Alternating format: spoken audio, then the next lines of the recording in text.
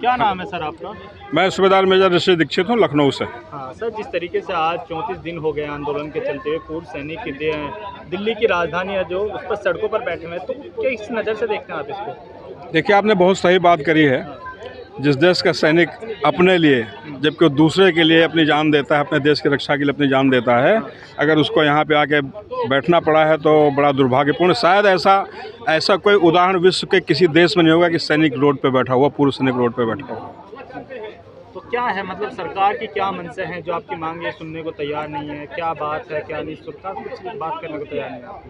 नहीं, अभी ऐसा कुछ उन्होंने तो कहा नहीं कि हम बात नहीं करेंगे, लेकिन अब चूंकि एक चीज़ हो गई है और उसमें दुर्भाग्यपूर्ण बात यह है कि जो लोग यहाँ पे बैठे हुए हैं उनका रिप्रेजेंटेशन, ये सब चीज़ें जो तैयार करी गई हैं, पेंशन और एमएसपी, ये सारा कुछ, उनमें उनकी शायद भागीदारी नहीं रखी गई। अगर वो पहले से इन चीज़ों को संज्ञान में ले लेते तो ये सिचुएशन नहीं आती, ऐसी स्थिति नहीं आती। अब सरकार भी सोच रही होगी कि हम ना इधर में है ना उधर में है। और अगर देखा जाए तो एक जो नॉन फौजी भी है या जो थोड़ा बहुत समझ रखता है, वो खुद देख के समझ जाएगा कि ये क्या हुआ है, ऐसा क्यों हुआ, इतना गैप, इतनी विसंगतियाँ क्यों हो गई, किसी ने सही ढंग से काम नहीं किया क्या? ऐसे ही टोटल पूरा करके लिस्ट बनाई और जहाँ जैसा हुआ भर करके उसको आगे दे दिया और वो पास हो गया। तो अब यही कहने का मतलब है कि देखिए, गलती की संभावना हर समय होती है, बट गलती को सुधारना भी तो ज़रूरी है ना।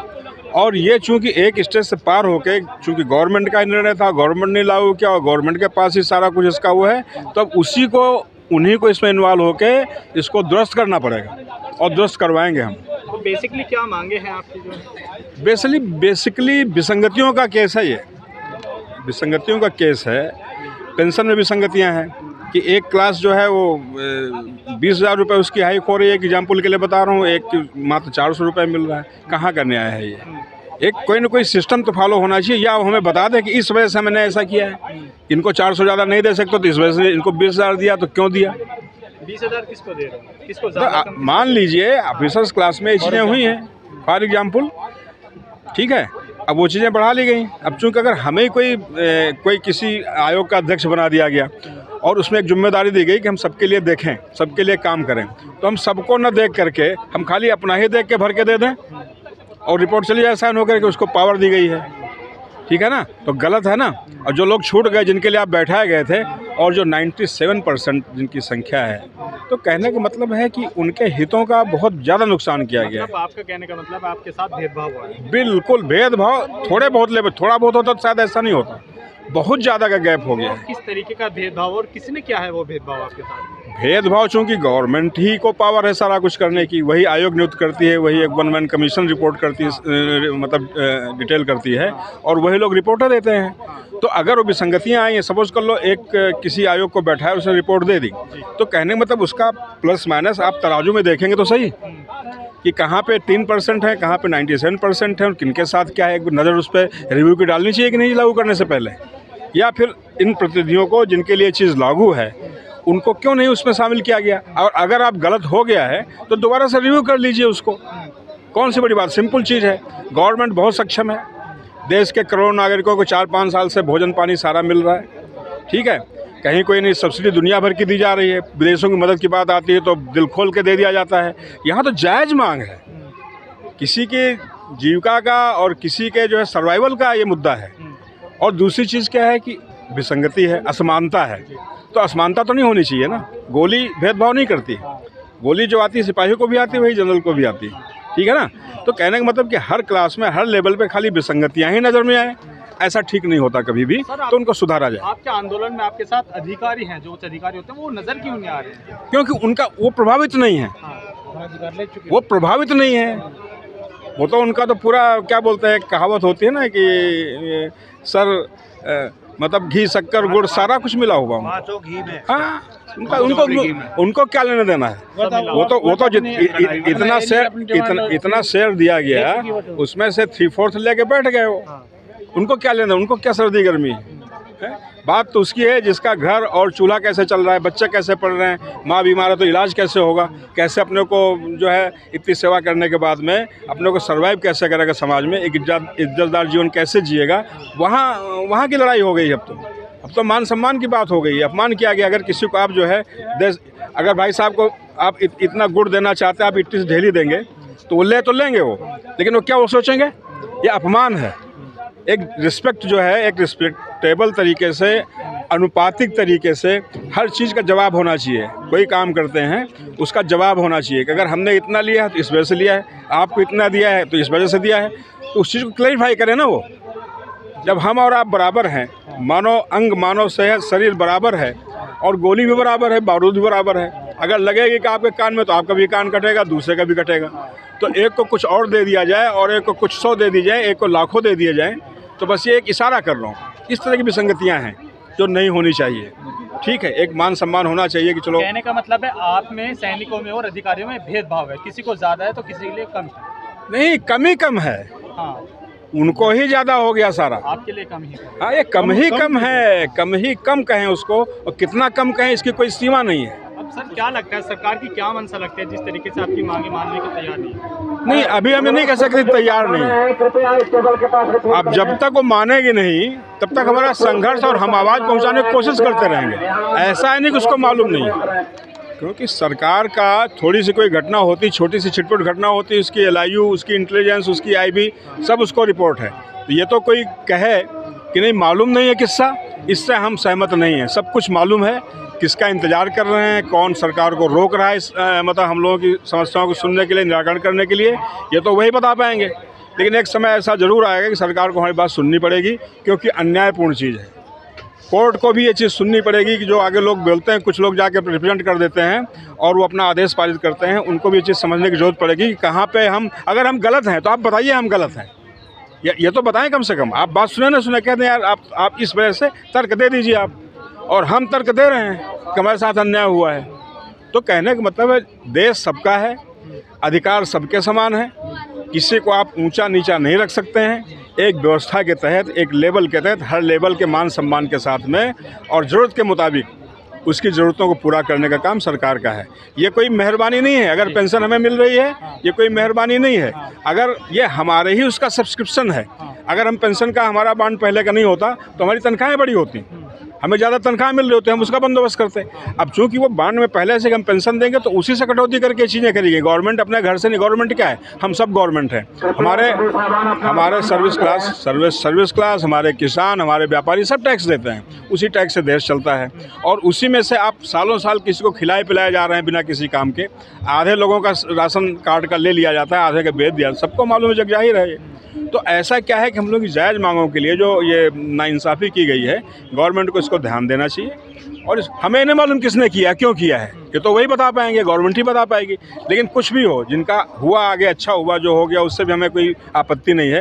लेकिन हमें आपत्ति इसलिए है कि हमारी रिक्वायरमेंट पूरी नहीं की गई, हमें मतलब एक तरह से डिसरिस्पेक्ट करी गई हमारी, और हमारी बातों को या हमारे सैनिकों को जो सम्मान उस हिसाब से मिलना चाहिए, खास करके पेमेंट के और पेंशन के माध्यम से, उस चीज़ को छोड़ा गया और किसी एक को वही फंड डाइवर्ट होकर के उनको मलाईदार कर दिया गया। ये बहुत गलत बात है और ये स्वीकार्य नहीं है। इसको गवर्नमेंट को सोचना होगा और इसके बारे में कुछ निराकरण निकालना पड़ेगा। सर, आपका डेलीगेशन कोई सरकार से मिलने गया क्या अभी तक? तमाम सारे डेलीगेशन सरकार से मिल लिए हैं, अपने अपने, और आश्वासन मिल रहा है कि नहीं इस पर चर्चा करेंगे। माननीय रक्षा मंत्री जी से मेरी खुद की मुलाकात हुई थी और उनसे हमने प्रे किया था कि आप हमारा प्रेजेंटेशन ले लीजिए और विसंगतियां हैं इसमें, तो उन्होंने उस चीज़ को स्वीकार किया था कि हम जैसे ही समय मिलता है हम आपको प्रेजेंटेशन लेंगे। और निश्चित तौर पे भेदभावपूर्ण जो हुआ है, तो अगर वो सही है तो ज़रूरी है, उस पर हम जो है कार्रवाई भी करेंगे, आगे अपने प्राइम मिनिस्टर को बताएंगे, जो सिस्टम उसको बताएंगे।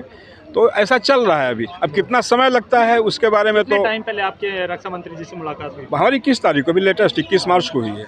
क्या सवाल जवाब हुए आपके? यही जो आप पूछ रहे हैं, यही सब चीज़ें बताई गई जो हमारी विसंगतियाँ हैं। क्या कहा रक्षा मंत्री? उन्होंने वही जो मैंने आपको बताया कि हम दोबारा से, हमने कहा आपको चाहिए तो हम प्रॉपर प्रेजेंटेशन दे देंगे, क्योंकि थोड़े समय की, पौने घंटे की मीटिंग में सारी चीज़ें जरूरी नहीं होती कि हम डिटेल में बता पाएँ। तो उन्होंने कहा कि ठीक, आप प्रेजेंटेशन तैयार कर लीजिएगा, हम समय निकालेंगे, उस पर चर्चा करेंगे और उस पर बात करेंगे। आगे हम फिर जहाँ आगे हमें जो कार्रवाई करनी होगी हम करेंगे उस पर। कितनी समय सीमा आपने कुछ मांगी होगी, कितना समय सीमा इसमें नहीं होता। उन्होंने कहा कि अप्रैल हमारा थोड़ा बिजी शेड्यूल है और इसी के बीच में कोई टाइम निकालेंगे और उसको हम करेंगे जल्दी से जल्दी। मैं खुद प्रयासरत हूँ इसके लिए। लगता है ये आंदोलन लंबा खींचेगा?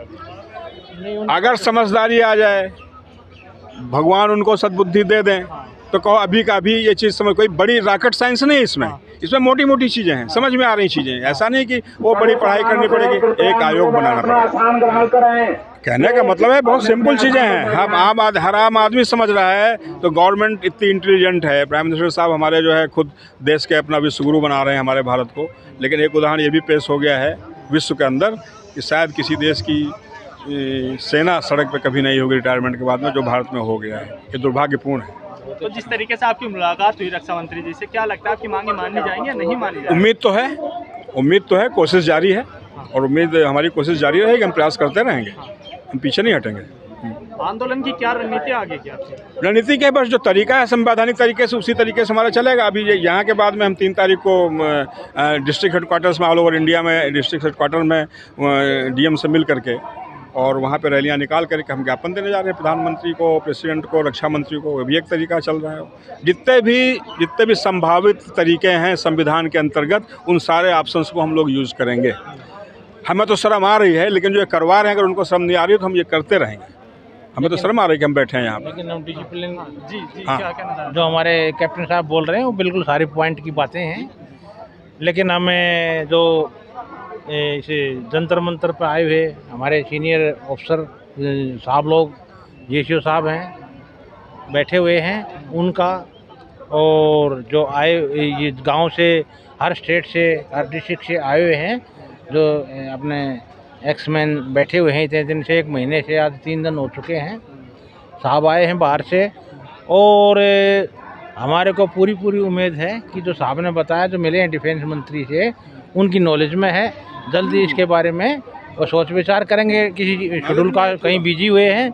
और जो प्रधानमंत्री जी नरेंद्र मोदी जी जो सेना के साथ हमसे बॉर्डर पर जा कर के सेना के साथ में होली दिवाली पर खुशियाँ मनाते हैं, रंग रोगन लगाते हैं, गुलाल लगाते हैं और जवानों के साथ लड्डू खाते हैं, ऐसा प्रधानमंत्री हमने पहली बार ही देखा है। किसी ने ये नहीं पता टेम्परेचर कितना है, बर्फ़ में कभी निकल करके देखे नहीं। लेकिन हमारे जो नरेंद्र प्रधानमंत्री जी हैं जी, पूरे देश के हैं, हमारे क्या, लेकिन उन्होंने बॉर्डर पर जा कर के हौसला अफजाई किया और जवान बड़े प्रसन्न होते हैं जिस देश का। सर मैं आपको शुरू से देख रहा हूँ, आप आंदोलन में शुरू से ही हैं जहाँ तक मेरे अंदाज़ा है। लेकिन क्या लगता है आपको, सरकार मांगे मानेगी आपकी? बिल्कुल माने, लंबा समय बीत गया, कोई बात नहीं। वो हमारे जो डिफेंस मंत्री जी राजनाथ जी हैं, शेड्यूल कास्ट में बिजी हैं, उनको टाइम नहीं मिल रहा, लेकिन पक्का समाधान करेंगे। हमारे पूरी उम्मीद है। ऐसा देश में नहीं हो सकता कि भाई एक को 90% दिया जाए, एक को 15%, लेकिन ऐसा नहीं होने देंगे। आंदोलन की रणनीति क्या रहेगी लास्ट? जब तक ये मांगे, ये डिमांडें पूरी नहीं होंगी, हमारे फौजी भाई हम बैठे रहेंगे धरने पे। हमारे को 2 साल लग जाएं।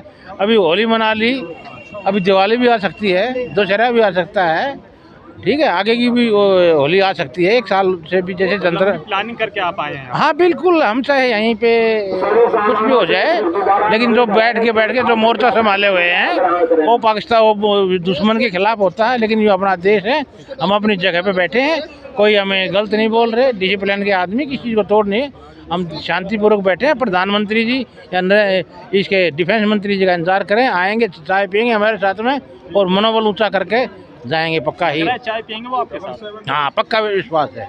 ठीक।